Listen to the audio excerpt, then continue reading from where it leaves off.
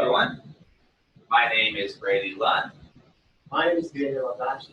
And we are both master's students at the School of Library and Information Management here at Florida State. Today we are going to discuss library classification schemes. To be precise, we're going to discuss academic librarians' preferences towards Dewey Decimal and Library of Congress classification, and how many academic libraries use Dewey Decimal and Library of Congress classification. So brief outline, we're going to stick with a rather standard model of presentation. We'll talk about how we came up with the idea. We'll talk about the questions that formed in our minds and how we went about trying to answer them.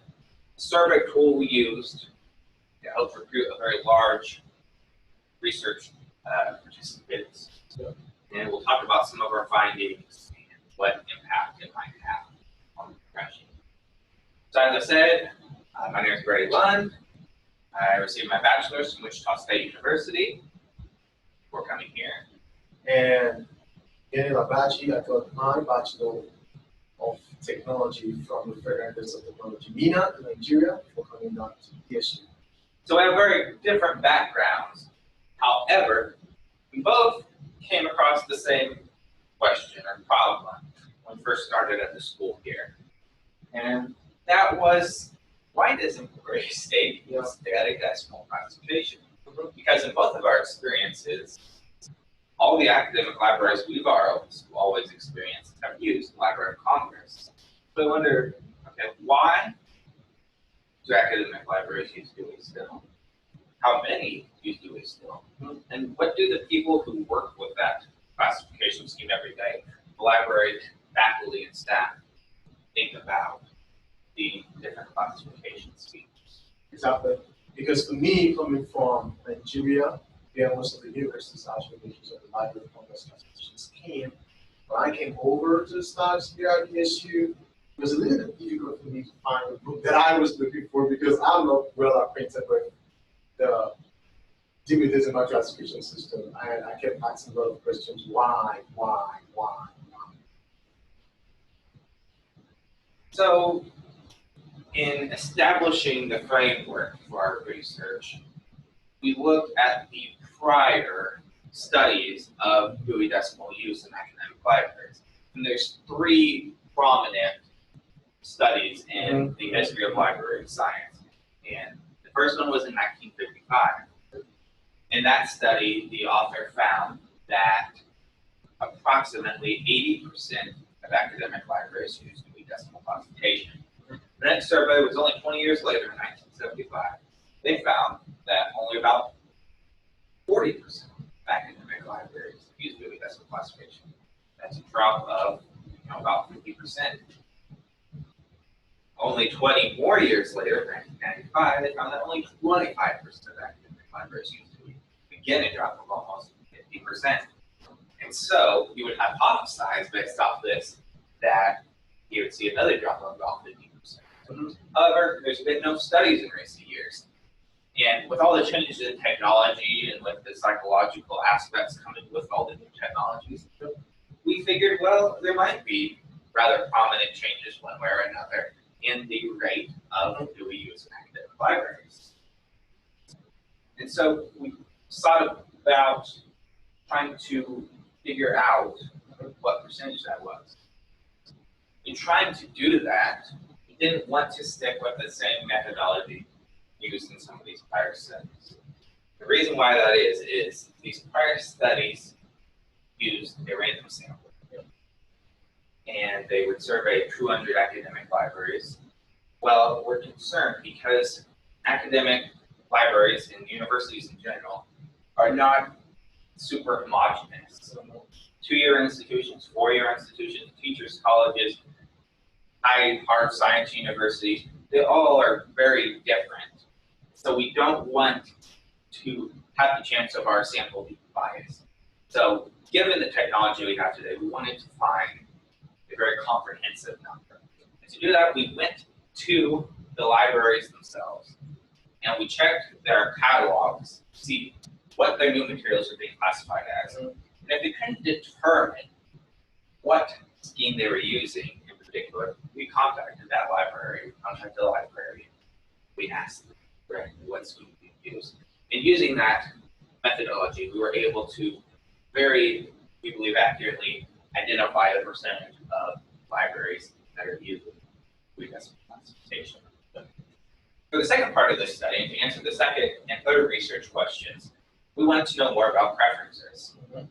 We wanted to both know what do academic libraries prefer, library employees prefer, and is that influencing the decisions perhaps. Yep. We also wanted to know why they formed, because we thought perhaps there's something useful, unique in how preferences are formed in academic libraries that might tell us more about the psychology of librarians and possibly the psychology of any service professional. And so we went about doing that by constructing a survey. And this was a national survey that we distributed via email to academic librarians across the country.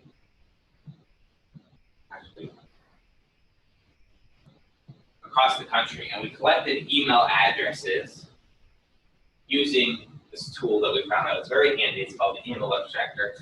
You visit websites and collects the email addresses for you, makes a very nice and easy mailing list for you. And so we were able to use that and to directly send our survey to academic library employees across the nation.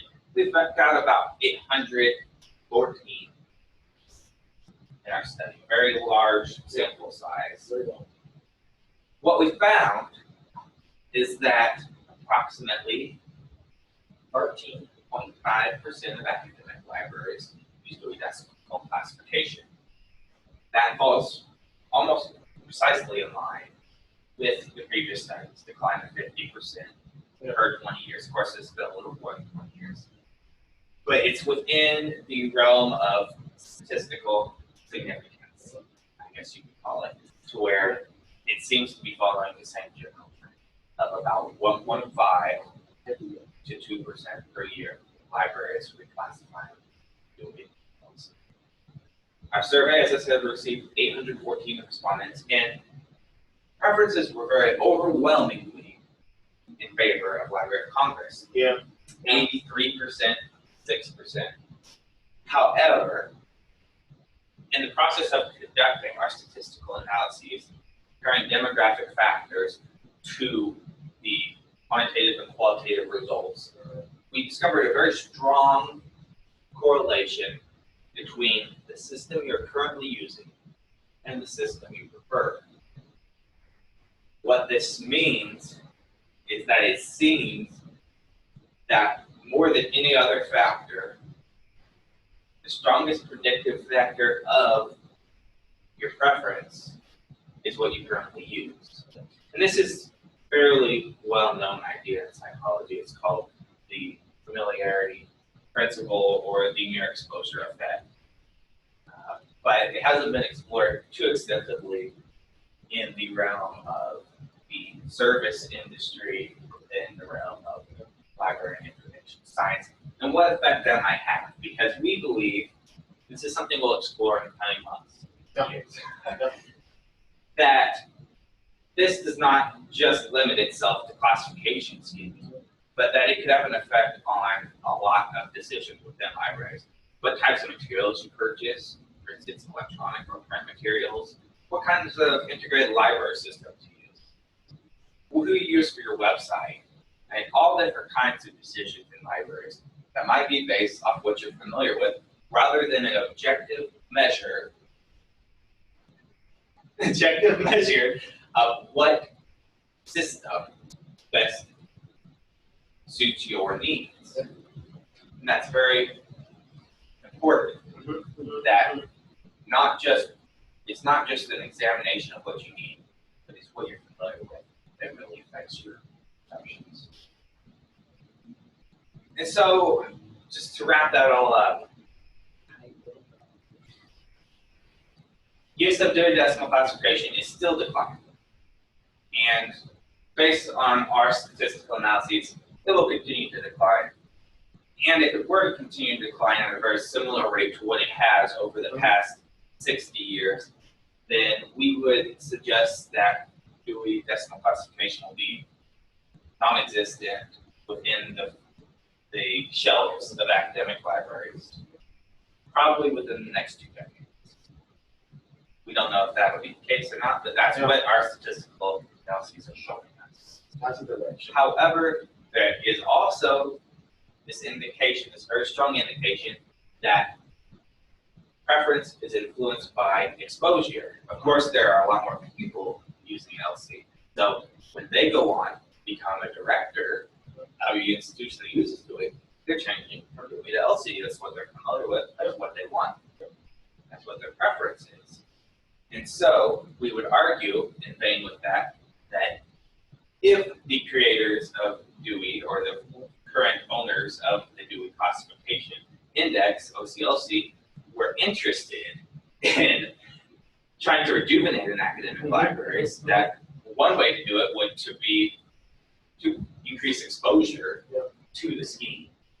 Now, as I said, these trends, we believe, extend far beyond just classification and far beyond just library science. We think it can fit into multiple marketing. And of course, psychology, where it already is a fairly well understood.